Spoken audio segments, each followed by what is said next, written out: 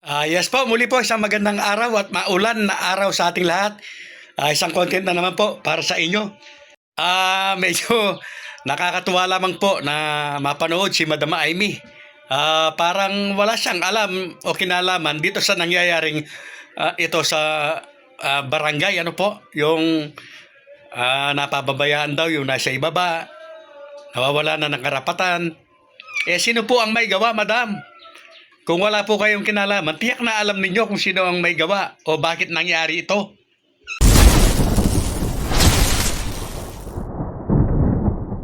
At muli po sa mga hindi pa po nakasubscribe sa aking channel, sa mga napadaan lamang po sa channel na ito, Coiners Ring, kayo po ay aking inaanyayahan na mag-subscribe. Pakiclick po ang bell para lagi kayong updated. Alam nyo po, kung hindi po rin nyo pinakialaman itong halalang pambarangay na papospon-pospon, hindi po mangyayari ang ganyan. Pwede naman po ninyong baguhin, habaan ang termino. Napakalinaw naman po na walang lalabaging batas kung itutuloy ang halalan. At saka na po ninyo dagdagan kung ilang taon man ang inyong gusto. Napakadili lamang po. Kaya lang nahihirapan po o nagkakagulo dahil nga po sa yung pagpapalawig ng termino ng mga nakaupo.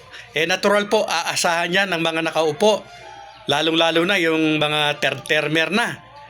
At ganun din yung mga bagong halal na 2 taon lamang ang uupuan.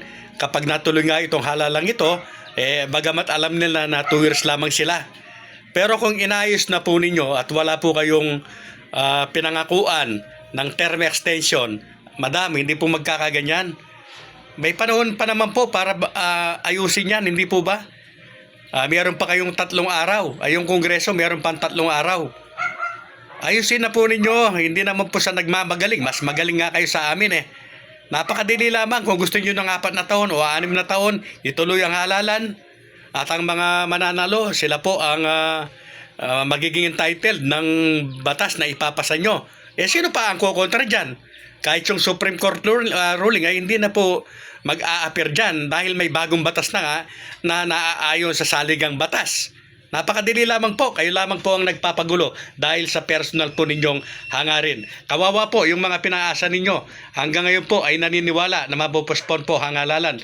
Pero ang katotohanan po, alam ninyo mismo, kayo mismo, na gumagawa niyan na walang pag-asa na mapospon ang halalan.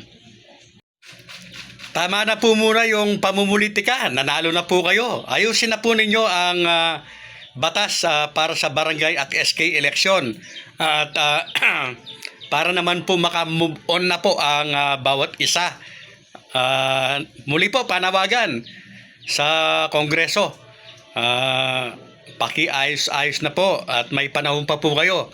Pwede pa po kayong mag-isip-isip ng tama naman yung hindi sariling interest.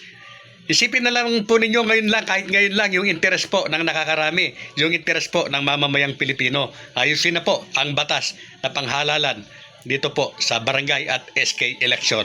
Coiners Ring, maraming salamat po.